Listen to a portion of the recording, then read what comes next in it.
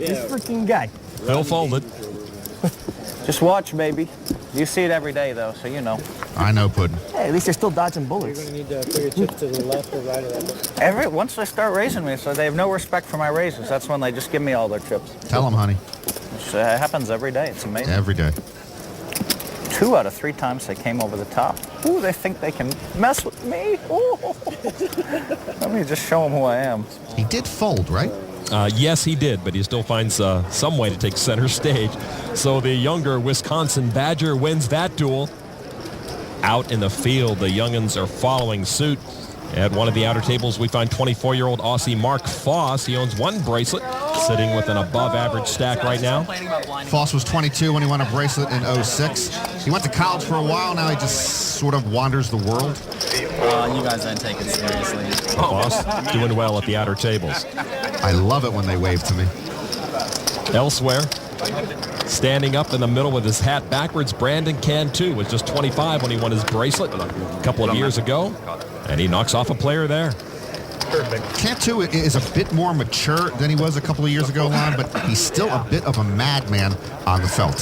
From madman to funny man, Adam Schoenfeld enjoying his first cash in any World Series event. He is looking to double up against Sigurd Eskelin, one of the Day 3 chip leaders. If I vomit, does that involve a penalty? If I vomit, will that incur a penalty? At that time, you don't have to worry about it. Yeah, Johnny Chance, as you get knocked out, they can't penalize you. Schoenfeld with pocket 10s against the King Jack. The flop is 6, 7, 8. Pocket 10s lead. Adam added a gut shot straight draw. Adam trying to dodge a king or a jack. Turn cards a 9. Schoenfeld hits his straight. Schoenfeld in great shape, as you see from the percentages. That was an odd card, though. Adam now can only be knocked out if one of the 2 remaining 10s comes on the river. It would give Eskelin a higher straight to the jack. Otherwise, Schoenfeld doubles up. Now the river card.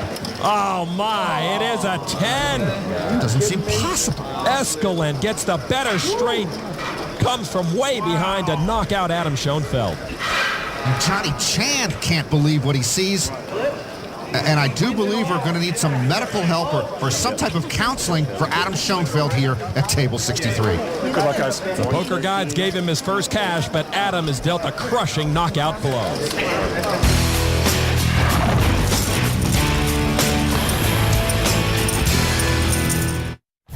The 2008 World Series of Poker, presented by Milwaukee's Best Light. Main event. Welcome back to the Rio at table 2. Alan Cunningham just flopped a set of jacks against Frank Russo, who paired his ace with that flop. Action on Cunningham with $143,000 in the pot already. Cunningham with that set bet $70,000. I'm all in. Russo pushes. I call. And a call from Cunningham. And Russo all but crushed. Come on, ace. Come on, ace. You're going to need an ace and a 10. Oh, yeah. An ace and an 8. Yeah, Russo, who played baseball at the University of Miami when the Canes won the College World Series in 1984, doesn't have many outs here. It is a 9 on the turn. 7 or a queen. Yeah, Russo with a straight draw. So Russo now can stay alive with a 7 or a queen. River card is another jack. Well, quads will win the hand most times. I'm sure you got me covered, right? Yes, I do. Like Alan Cunningham needs quad jacks. And with those quads, Frank Russo eliminated from the main event. Alan Cunningham takes you out very quietly and with class. As All-American Alan Cunningham stacks those chips, let's check on some of the players who helped give the main event an international flavor. Victor Randon having a good day when he's not tending to his New York businesses or playing poker. Victor helps provide medical assistance to needy families in Guyana, country where he was born 40 years ago. Ramden is married with 2 children. He came to the United States in 1989. At another table, we find David Saab. He was born in South Korea, but spent most of his life in Australia, which explains why he sounds nothing like someone he's often mistaken for. When Jerry Yang won, right, it was like the worst week of my life. Absolutely everybody rang me up and says, oh my God, did you win $10 million, Dave? Oh my God. It was so bad. I wish I were mistaken for Jerry Yang. No worries, there you go, mate. All right, at another table, back to 24-year-old Australian Mark Foss. This is his 4th cash of this World Series. He's in a hand right now with Philip Leo. Foss leads with ace-king against the ace-queen. Turn card coming out is an 8, no help to Leo. Leo's going to need a queen to stay alive. River card is a 10, and Leo has been eliminated from the main event by Mark Foss. Foss was studying commerce back in college. Now he just practices it. At 24, he's already a veteran of the poker wars and using the game as a tool to achieve his master plan. I've played like over 2 million hands of poker, 8 hours a day, 6 days a week for 3 years straight. I've never really been inspired by bracelets and things like that. I don't play because I want to win the tournament. I play because I want to win the money. Obviously, I'd like to win this one, but there's nothing from an ego perspective.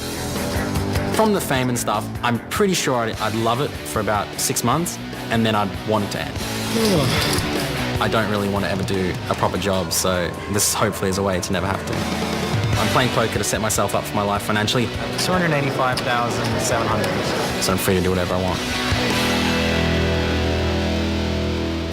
Foss finished 457th at the 06 main event. He's going to do better this year. We have less than 380 players left. And Norman, one of those remaining players, will be rewarded with that World Series of Poker main event bracelet on our broadcast November 11th.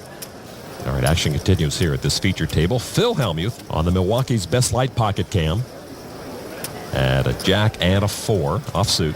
Mark Foss plays for money. Phil Hellmuth plays for bracelets. He's got 11 of them, plus 6 runner-up finishes at World Series events. Phil raises it to $16,000 on Adam Zen, a 33-year-old sports betting consultant here in Las Vegas. King 10. All right, I'm all in. And the short stack moves all in for his remaining $26,000. You don't even have to look, dude. You have to call. I know. It's nothing. I know. Enough for you to triple me up. Ruthless Adam Levy. He said he wanted to quadruple it before. Come on, give me at least 3 people in this pot. 9-8 of diamonds. Then trying to drum up business. Levy folds. Boy, oh boy, I just don't want to have to show how ugly this hand is. It is ugly, but he's got to call 10,000 more He here. complains about not getting respect, and now we're going to see this. It ain't that good. Oh, no. Phil's raised a couple of times with nothing. Thank you, Phil. Appreciate that quick double up. Jackson force, Jackson force, Jackson. Tens and kings, you're saying? Say that again. Tens and kings? Think about Or it. you just win this pot with Jack 4 up. Tens and kings? So Zen trying to double up. Oh, and he's in good shape as he pairs his king. He's got running diamonds. He ain't got nothing, because here comes the 3 of spade. Away. Phil on the losing end here, but in a good mood. All right, how about an 8 of spade? That'll work. Pair the board. All right, I'll sweat a little. Give me a 3 of spade. Yeah, I had 8-9 of diamonds. Oh, there's a little sweat. That 6 gives Phil a straight draw. So Hellmuth now can fill that straight with a river 3 and knock Zen out. 10 of spade. River card. Oh, it's the 10 of spades. And Kings Up will win the hand for Zen. Somehow he worked that double up through Phil without incurring his wrath. How can that not be our planner's good instinct moment? And good prognosticating, he called the 10 of spades. Well, I'm glad I didn't have ace king. That would have been ugly. 10 on the river? It's not like it hurt, Phil. No, nice hand. Zen doubles up, and the poker brat is unusually gracious in defeat. The Planters Good Instinct moment is brought to you by Planters. Instinctively good. Welcome back inside the Rio Poker Room. 2 former world champs play on. Phil Hellmuth, of course, at the feature table. There's Johnny Chan. Chan is seated at the same table as the chip leader, Jeremy Joseph. And on Joseph's left is Kenneth Lee, who just pushed all in. Action now